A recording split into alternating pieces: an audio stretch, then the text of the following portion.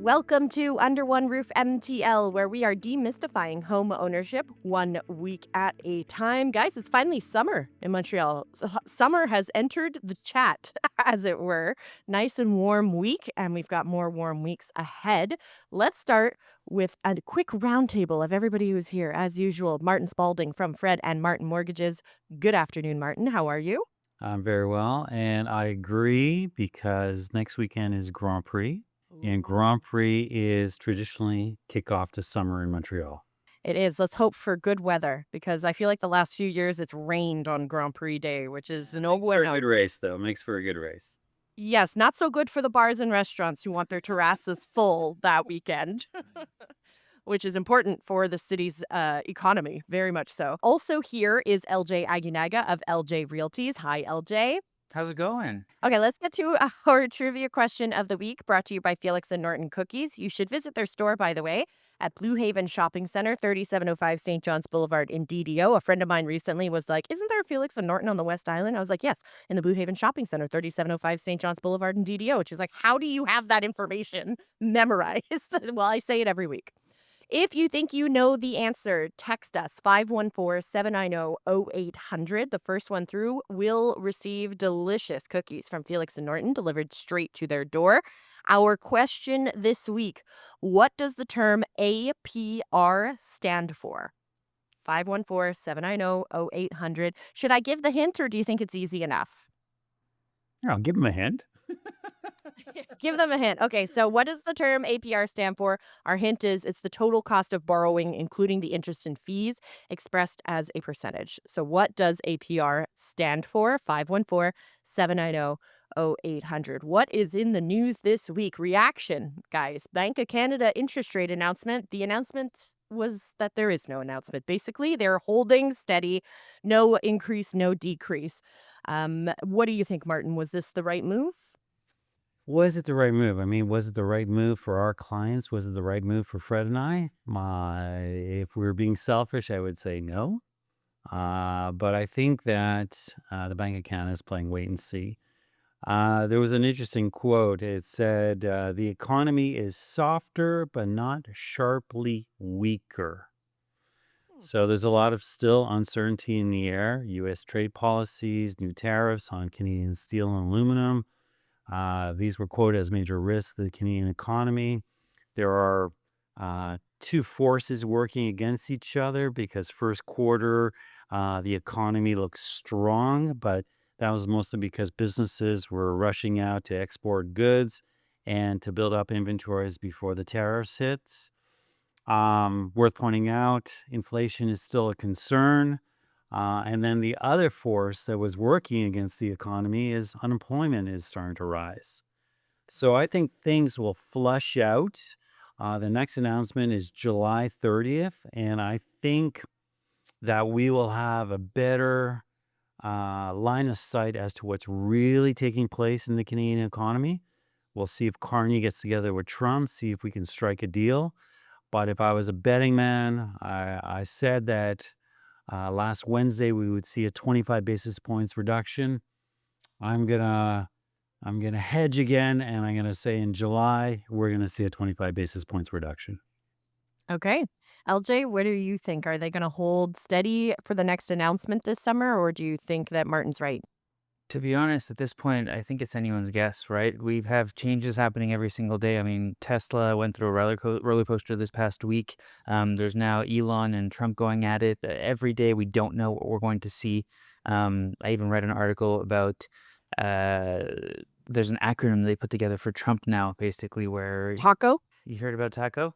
Yeah, Trump always chickens out, is what it stands Exactly, for. exactly, which is what's effectively led a lot of investors to kind of say, like, let's ride this wave because he's going to chicken out and therefore things are going to bounce back. So, if things do bounce back that way, then I expect we'll probably be aligned for another cut. But if they don't, then we'll see where things go at that point in time, right? So, I You have also to remain love active his on social media to know what's going to happen, right? You got to be following Elon on Twitter to know if there's going to be a crash in the economy. the other great quote was the big beautiful breakup. Hmm. But the Tesla stock Yep. took a dive and then it bounced back up. So we'll see. let's face it, Elon Musk's businesses are very dependent on the Federal U.S. government. And the U.S. government or the Trump administration. So I think that we're going to weather the storm, and it's in probably Musk's best interest to make nice with Trump. It's in everyone's best interest in that position, but will they do it or not is the big question. Oh, that's just it. There's a lot of ego there, right? And what's going on with the fixed rates, Martin? We know that variable rates stayed the same because the Bank of Canada didn't decrease interest rates this week, but the bond market is doing something a little interesting right now, is it not? Yeah, so obviously the bond market doesn't react to the Bank of Canada announcements. The bond market reacts to government bond yields, and bond yields are actually up. So mortgage rates are going up, fixed rates are going up. So we saw some of the big banks, um, you know, um, 5-year fixed rates, which are the most popular, were trending around 4.29, and this week we saw them go up to 4.49, so up 20 basis points. So again, this is the bond market reacting, but if we see inflation slows and we see a weaker economy, we'll probably see the bond yields come back down, and if they come back down, then we'll see fixed rates come back down. But again, I agree with LJ. It's so much uncertainty, instability. We're in uncharted territory right now. Yep. This was an interesting survey that I saw this week, guys. A new survey found that 60% of Canadians now view travel as their top life milestone ahead of owning a home. Now, keep in mind, once I actually clicked on this news article, I saw that the survey was commissioned by Flight Hub. Now, obviously, Flight Hub would have skin in the game and would want people to be prioritizing travel, but I still thought that the results were interesting and worth chatting about. So, according to respondents, 60% of people said that travel was edging out home ownership as their ultimate life milestone goal. Home ownership still came in at 58%. So they were pretty much on par. I thought this was interesting because I've seen this with some of, my friends and, my siblings' friends who are younger, who have given up on their dream of ever owning a home. And they're like, you know what? It's never going to happen for me. I'm just going to focus on travel and little luxuries and things that I can enjoy. Now, I'm curious what your take is on this because the article framed it as investing in personal development over investing in real estate. And I feel like this is antithesis to everything that we've been talking about on this show. So, Martin, what would you say is a priority? Personal development through travel or owning your own home? I also saw the headline of this article, but as I scrolled down the article, something that really jumped out at me. It said 61% say they would choose home ownership over travel if housing was more affordable. So I still think that owning your own house is something really important to Canadians. And we often say it's one of the best investments you can make. But as you guys know, I'm a travel nut and I love to travel. And, if no matter where, if I haven't been there and someone says, hey, let's go to Mongolia, I'm all in. And I've actually been to Mongolia. So yeah, personal development, seeing how the rest of the world lives makes you appreciate what we have in Montreal, makes you appreciate what we have in Quebec, and makes you appreciate what we have in Canada. LJ, what do you think about the fact that apparently more Canadians are investing in travel over homes? Do you think it has to do with the idea that they think home ownership is unattainable?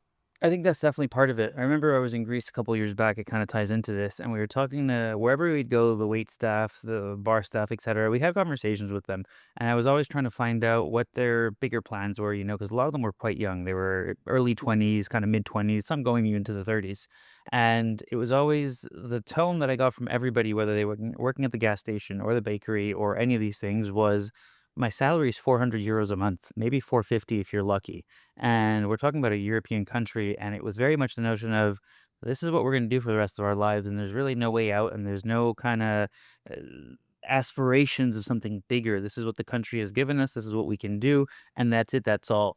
And although I don't think Canadians are feeling quite to that degree right now, it's definitely kind of a all right. We can't do that. We don't have a future in investing. Let's try and make the most of what we have and travel the world and try and experience more things in that direction. So I think that that's the sentiment, and it's really quite sad because we walked away from Greece feeling super sad for everybody in that perspective. And that's what I really want to avoid, and I hope that we can make some strong political changes to make sure that the economy can bounce back and that we can be a lot more robust, and that everyone can get back to having the classic Canadian dream and really having home ownership and really be establishing themselves to have wealth for future generations and kind of grow and build off of that. One way you can do that is by purchasing even just a duplex. You always call it house hacking, right, LJ? Where you live in one of Exactly. the units, you rent out the other, and it offsets your cost. So, if that's something you're considering, you want to purchase maybe a duplex, a triplex, a multiplex, get in touch with LJ at the Plex Doctor. Give them a call, 514-709-6397, or visit the website at plexdr.com. Still to come, how often should you be checking your credit report? We'll find out after we check traffic. What do you need to know about your credit report? This is your Mortgage Minute. If you're thinking about buying a home, your credit report is a must check. It's what lenders use to see how you've managed your money. Things like late payments, high credit card balances, or too many recent applications can all hurt your score. Even small errors on your report can bring your score down and make getting a mortgage harder or more expensive. That's why it's smart to check it at least once a year. You can access your report for free at equifax.ca or transunion.ca. It's a simple step that can save you thousands. This is Under One Roof MTL on CJD 800. I'm Robin. That's LJ. That's Martin. We are with you until 1 p.m. Credit. This is something that I've been obsessing over myself for the last 5 years as I've been trying to work on improving my credit. And guys, it's hard. The lesson I have learned here is once you do some damage to your credit, it's going to take a while to repair it and a lot of hard work. So let's start by really explaining what credit is and why it's so important to be paying attention. Martin, we've only had credit scores in Canada since like the 80s, I think. Like it's relatively Yeah, new. but it's so important. It's part of daily life, right? So, credit is essentially your ability to borrow money with the promise of paying it back. That's it. So, it's a trust factor. So, lenders want to know, can we trust this person to pay us back on time? And that's where your credit score comes in. So, when I say it's part of daily life, every time you use your credit card, you get a car loan, you apply for a mortgage, that's credit. So it's really important to have a good credit score and a good credit history because when you need credit, you want to make sure you qualify for it. That's important. I also was curious how that score is calculated because depending on where you're looking, that number can be very different. There's those freebies online that I'm told are no bueno, like Credit Karma and all of those that they're not very reliable. The two big ones are Equifax and TransUnion, and even between those two, there's a difference in the scores, right? Yeah, so they weigh things differently, but basically there are about five basic factors. So the most important, which is weighted at about 35% of your credit score, is payment history. Have you paid your bills on time? As simple as that is. You need to pay your bills on time. Second is credit utilization. You've talked a lot about it. So if your credit card limit is 10,000, you're always keeping a balance of 9,500, that's overutilizing your credit. That goes against you. The length of your credit history. So if you're new to Canada, get yourself a credit card. Start building your credit history because the length of your credit history has a weighted level of about 15%, the credit mix. So if you've only got one credit card and you only want to use one credit card, it's a good idea to get a second credit card, one that has no fees attached to it, and put it into a drawer. Or use that credit card $10 a month and make sure you pay that in full. And finally, how many credit inquiries have you made? If you're making a lot of inquiries, that puts up red flags when the lenders are checking your credit score, either a TransUnion or Equifax, because it feels desperate to a lender, and that concerns them. So those are the five basic factors, and they're weighted differently. And so TransUnion, Equifax, that's why sometimes you'll see that your credit score is different on both those platforms. And so the Credit Karmas of the world, Yeah, I mean, they can give you a credit score, but when you actually do a hard application for something, so I'll give you a perfect example. So when Fred and I are building out a mortgage file to submit to a lender, we'll pull your credit report from Equifax. Then we'll send it into a lender, and more than likely, the lender, in their due diligence, will pull out your same report on TransUnion.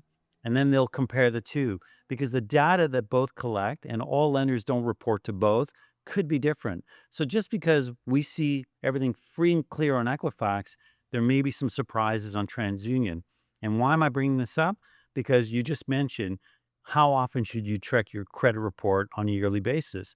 Well, you should check both TransUnion and Equifax, and you can do that free of charge at least once a year, especially if you're, applying for car loans, you're getting credit cards, or you're calling LJ because you want to buy a house. Make sure that your credit report and your credit score will support whatever you're looking to do. It's also important from a fraud standpoint to be checking your credit regularly to make sure people aren't taking out credit cards and lines of credit in your name, right? Like, had that happen to people I know where they check their credit report and they're like, all of a sudden they have this line of credit that they didn't open that's suddenly appearing on their credit report, and this person has maxed it out. You want to be paying close attention to make sure that everything on that report actually belongs Well, to I you, can tell you right? the most obvious credit killer is someone that had a mobile phone with one of, whether with Bell or Telus or Rogers or with Quebec or Videotron or I can't remember now. What Fido, Fido. that's it. And they switch users, but they never closed that account. And there was a $1.27 charge on it that just kept being missed, and that can kill someone's credit report. That happened to me. My sister went to school in Gaspésie. She did an exchange for CEGEP, and we were with Fido at the time, and Fido had no coverage in Gaspésie, so we had to get her phone on Kudo for the time. So for that semester, I took out the phone, she got it, and then when she was done, I called in to cancel it, and it was supposed to be canceled. For some reason, there was an additional bill that kind of sat there for all of a sudden a year or two, and I called them. I was like, "We canceled this and everything," but I had to call LBC and like, "Oh yeah, you're right, you did cancel it. That's our bad." It had been kind of destroying my credit quietly for absolutely no reason, and then they rectified it right away. But it's one of those things. Then the second example that happened to me recently is as I was checking my credit report, I saw an address. It had me listed as living at an address that I've never seen before, never lived at, never anything. And that got me thinking, is somebody trying to use my identity, obviously, for something else? So I reached out to both Equifax and TransUnion and had them update that to make sure that that address didn't link up with anything for me because it had nothing to do with my history. So make sure you're being diligent and vigilant and doing your credit verifications to avoid any unwanted surprises down the road. To find out more about your credit score, your lending options, get in touch with Fred and Martin. And you can visit their website at fredandmartin.com. Coming up, how can you make sure that you're choosing the right realtor for you? We'll find out after the news. This is Under One Roof MTL on CJD 800. I'm Robin Flynn. That is Martin Spalding, one half of Fred and Martin Mortgages. That's also LJ Aguinaga of LJ Realties. LJ, you spoke with a listener this week, I understand. They had a question about the importance of choosing the right realtor for the job given new contract requirements. What are these new contract requirements and what did the listener have to say? So we call them new, but to be honest, the law change was passed back in 2022. And what this did is it really changed the mechanism of how we did business. So historically, any buyer would be represented by their realtor, so the buyer's broker in this case. And whenever a listing agent would go sign a mandate with the seller, they decide whatever the commission is going to be. And then there's a portion of that commission that's attributed to the buyer's broker. So it's already worked into the listing mandate that is signed. The OACIQ said, wait one darn second here. The seller signing a mandate with their listing agent, the seller is the one who's agreeing to pay out a broker's commission on this. If the seller is the one who's paying this out from his disbursements to the notary, why is it that this buyer's broker, who might not have a contract with their buyers, is representing the best interest of the buyer, not the seller, when the seller's the one effectively making the payment? And in order to help confuse everybody, they decided to change the laws a little bit and make it a little bit more complicated to understand. They had the best of intentions, but the way it was put through left a lot of question marks in a lot of people. So effectively, what is happening now is that in order to be able to represent the interests of a buyer, you are required to have a brokerage contract to purchase, a BCP. And this is a contract that if I was representing you, Robin, for example, would say, okay, hey, Robin, we're going to be looking for a home in Chattagate, for example. We're looking at a budget of $700,000. It needs to have at least 4 bedrooms upstairs, a garage. I'm looking for at least a 5,000 square foot lot. And these are the general criterias that we're looking for. And we want to close in the next, let's say, 3 to 9 months. That's our timeline right now. Okay. So we outline these things, and you've decided to work with me because you've done your due diligence on me. You know how many transactions I close. You know that we're there for our clients, and you know that I'm the right guy for the job. So you've agreed to work with me. But in this contract, there's also stipulation that states that, let's say we find something off market, if we go to do proprio, or if I find you a property from somebody I know who hasn't listed yet, you're going to pay me 2% or 2.5% commission, whatever you agree upon with your buyers. Okay. So we now have this contract, and this contract effectively ties you to me. Any purchase that you make during the term of our contract, however long we signed it for, 3 months, 6 months, a year, whatever it might be, you have to go through me technically. So if you were used to walking down the street and bumping into your neighbor and you thought maybe you'd buy that house, technically I'm entitled to a commission on that sale because I'm your buyer's broker now. Okay. So what this allows is for me to represent your interest. And if we're going to go through that, obviously, I will do all the due diligence on the purchase. I will make sure that the title is clear. I will make sure that you know exactly what you're getting yourself into. You're going to use my know how to understand what's good with the property, what's wrong with the property, what improvements are to be made, the fair market value because of comparables. And I can pull all this information for you and provide it to you because I'm your broker and you sign a contract with me. Now, if I was working with Martin, Martin said, "LJ, I'm not comfortable with contracts. Like, I want you to go see some properties with me, but I won't sign a contract with you right now." Legally speaking, I am not allowed to provide Martin comparable data. I'm not allowed to give Martin my opinion on the property. I can simply organize visits and be there and provide information that is in the listing and the seller's declaration. I'm effectively a door opener, and I'm just a chaperone at that point in time because I am working in the seller's best interest because the seller is the one who's paying the commission. And because I don't have a contract with Martin, I can't represent his best interests. So that is effectively what's going on here. And that's what he wanted to talk about. But he wanted to go one step further. He said, well, LJ, if I'm signing a contract with somebody, how do I make sure they're the right person for the job? And I say, well, that's a very important question because at the end of the day, you are signing a contract with somebody and you want to make sure you hire the right person. And you brought in a personal example saying, I have my group of friends and one of the guys is a realtor, but he's kind of semi retired. Like he doesn't really work much. He doesn't need the money anymore, but it's awkward to not go through him. But I don't know that he really knows the areas I want because I want to help my kids out and I don't think he knows these neighborhoods. So what am I supposed to do? And I say, well, unfortunately, friendships are great, but if you're going to make one of the largest investments of your lives, you want to make sure that you're being represented by somebody who knows the area you're working in, has experience, understands due protocol, understands how to value properties, and has the know-how, right? And this comes down to interviewing brokers, right? And I go through interviews every single day, and I get excited when people ask me for my repertoire. How many houses have you sold? What neighborhoods do you sell in? Show me a breakdown of what you do. What have you done for your clients? Give me your Google link so I can check all your reviews online. I want them to ask me all these questions because I know I'm going to shine in that scenario. And when you have 17,000 brokers in Quebec, the reality is 95% of them can't shine at those questions because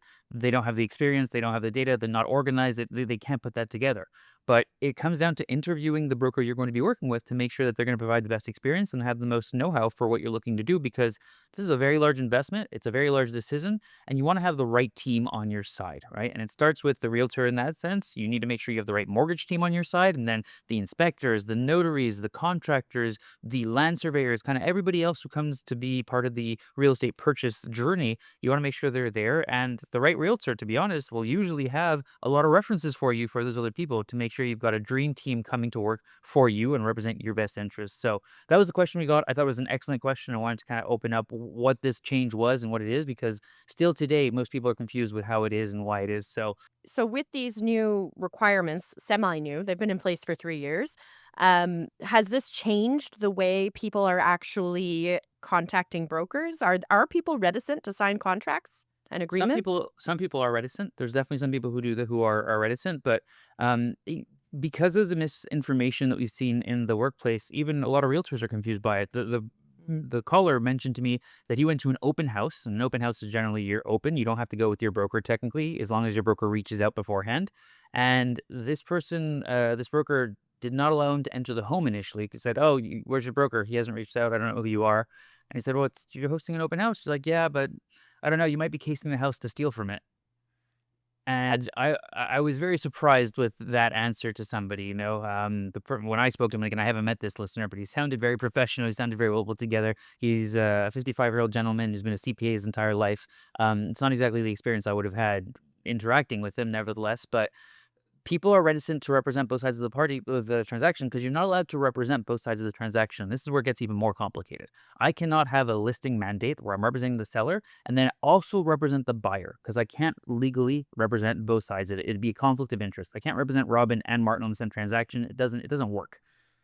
So because of that, some brokers have gone to the extreme and said, well, if you don't have an agent, you can't come see this home. I need you to be represented. Now, the law says that you should be represented, and I agree. We always encourage people to go get representation, because everybody should have their representative representing their best interest. But if somebody categorically refuses to have representation and they want to be self-represented effectively, they are allowed to do this. They have to sign a disclosure that states that they were informed of their right to be represented, that they refuse representation, and that the listing broker will treat them fair and equitably, and therefore give them the general information that they have to provide, but will not go beyond that scope. And they are allowed to do that. But again, this has gotten so confusing, and everyone doesn't want to put their hands in the fire and risk getting a slap on the wrist from the OACIQ because the rules weren't. So we have a disclaimer. Whenever anybody directly contacts us on one of our listings, part of our email signature states that we encourage you to go get representation. It is your right to get representation. This is what happens if you don't get representation. It's in the first communication to make sure that they understand that they should go get representation first. And if they don't want to,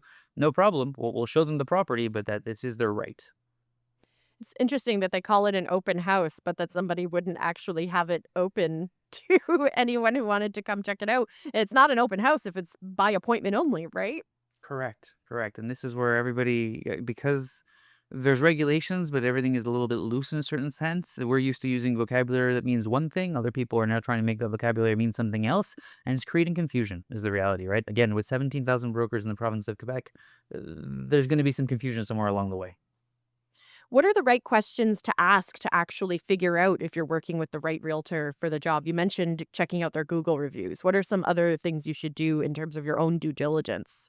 I would ask them for their experience. So, how many years they've been doing this? How many families they work with annually, whether that's buyers or sellers? How much of their business is buying versus sellers? What neighborhoods they've done? You can get a breakdown of how many transactions they've done by neighborhood. And a good broker is going to have all this data readily available. It shouldn't take them much more than 10 minutes to pull this data for you. So, um, and then you could ask them how they go about the process in terms of searching for homes. Is it an automatic email? Is it curated? Is it concierged, if you will? How does it work? And you're going to get a pretty good feel for how they have their bearings and how they go about their business. And then again, it comes down to a feel thing, right? And a trust thing, right? You get all this information, all this data helps point you in the right direction, but ultimately you're going to be seeing houses and you need to make sure you want to trust this person's advice. So there's the big part of it is feeling as well. You want to feel that you're in good hands. And obviously if a lot of people, 200 people have gone online to say good things about this person or this person's team or the people that you're working with, it's a pretty good sign that they know what they're doing and they're kind of organized in that direction, obviously. Um, and then again, I would go with that. A lot of people really get stuck on a friend or a family member, and I know that it's super touchy. And I completely understand that, but it's a lot more touchy if you make a 50,000 or 100,000 or a $500,000 mistake. I promise you, whatever relationship you didn't want to burn is gone forever at that point in time. So be very conscious of that. If you're not sure if now's the right time to buy, give LJ a call. 514-500-4040. Ask him for his Google reviews. He'll help you figure out if he's the right guy for you. Coming up, our property of the week, plus the answer to our trivia question. We'll find out after we check traffic. You're listening to Under One Roof MTL on CJD 800. I'm Robin. That's Martin. That is LJ. We're with you until 1 p.m. We like to showcase a property each week. So, LJ, what is our property for this week? This week, I have a special one for you. Welcome to Island Living at its finest. Introducing 230 Chemin du Golf, Unit 118. A spacious 3-bedroom, 2-bathroom condo on the lush Ile des Sœurs, Nuns Island. This sleek ground floor unit features soaring ceilings, floor-to-ceiling windows, 2 private terraces, and elegant modern finishes throughout. Enjoy peace, privacy, and green views with easy access to highways, the REM, and riverside walking paths. The unit includes 2 indoor garage spots, central AC, and more, all for $835,000. Book your visit today. You can go to ljrealties.com or give us a call 514-500-4040. Sure, I saw this. Is that the one that you posted on Instagram this week? It is. It is. You literally Because feel like you're in the literally, Laurentians. when the backyard looks like you're in the Laurentians. Like, I couldn't believe that was on Long Island. And it's incredible because, like, obviously your private portion is just a little terrace, the little paving stones that you have outside of the sliding doors, and all of the grass area is technically common grounds to the entire building. But the way the building is built and the fact that you kind of have this corner, you don't have neighbors to either side when you're out there, and obviously nobody really comes out in this direction. So my client lived there for 5 years with her, I think, 5-year-old to 9-year-old son, kind of through those years, and he effectively had this beautiful backyard to himself that was surrounded by trees where he could just go and throw a ball around and hang out, and nobody else is out there, but the building maintains the whole thing because it's part of the common grounds. Wow. Oh, it's stunning. It's stunning. Yeah, it's absolutely gorgeous. I love the video. You're like, where do you think I am? We're trying to get creative. Yeah. Your Instagram is popping. Those are good reels. So go check them out. If you have a sec, we'll give you that handle in a minute. But we want to make sure we get to our trivia question answer for this week, brought to you by Felix and Norton Cookies. Our question this week was, what does the term APR stand for? The answer, annual percentage rate. Martin, what exactly is APR? I have no idea. LJ? Annual percentage rate. It's the total cost of borrowing, including interest and fees, expressed as a percentage. Good job, Robin. I just wanted to test you. I'm always paying attention. And I know. I know. sponge. Okay, I'm convinced Robin's going to get her license this summer. And she's going to come this back, summer. and LJ will be hosting, and it'll be Fred, Martin, and Robin. Yeah, I'm gonna come work for you guys. I think That's that'd be it. great. Join the team. Just add something else. What did we learn this week? We learned that checking your credit regularly is very important, and try not to rely on those free options online. Check with Equifax and TransUnion. A lot of banks now are offering your Equifax or TransUnion report directly on your bank account if you do your online banking or within the app. So those are more reliable. You can absolutely check those out. We also learned that you need to make sure you're doing your due diligence before you choose your realtor. Make sure you're working with the right person for the job. I think, like anything else, do you have chemistry with this person? Does this person have your best interests in mind? Can you trust this person? It's basic relationships. And if the answers are yes, then go for it. Obviously, if they've got a good portfolio, a good track record, it helps. But because you're more than likely going to be spending a lot of time with this person. You could go and visit 5, 10. I mean, I was watching my favorite Netflix show, Le Cabinet, or L'agence. what's it called? L'agence. L'Agence. And one of the brothers was showing his 50th property to somebody.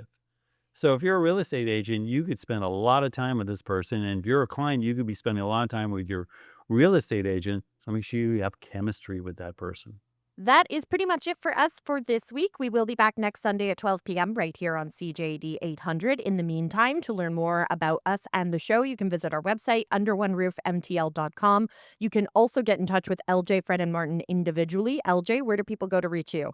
Check out our website, ljrealties.com. That's with an IES at the end. Or on all socials with the handle LJ Aguinaga. That's LJAGUINAGA, or LJ Realties as well. You can also call or text me at 514-500-4040. And if you're looking to free up some time, contact my property management company, Plex Doctor, to take over and give you back your time. The only way to make real estate truly passive is by having a property management company to handle all the little headaches for you. You can find us at plexdr.com or reach out to us at 514-709-6397. Martin, where do people go to get in touch with you and Fred? So I say with this, with the utmost respect for LJ, but before you call LJ, call Fred and Martin and get yourself pre-qualified before you hit the market looking for a home. So how do you do that? You come and visit us at fredmartin.com. Our phone numbers, our email address. So you can even book us through the website, fredmartin.com, fredmartin.com. If you missed anything, you can listen to this show in its entirety on the iHeartRadio app, Spotify, Apple, or wherever you get your podcasts. For LJ, Fred, and Martin, I'm Robin. Have a great day.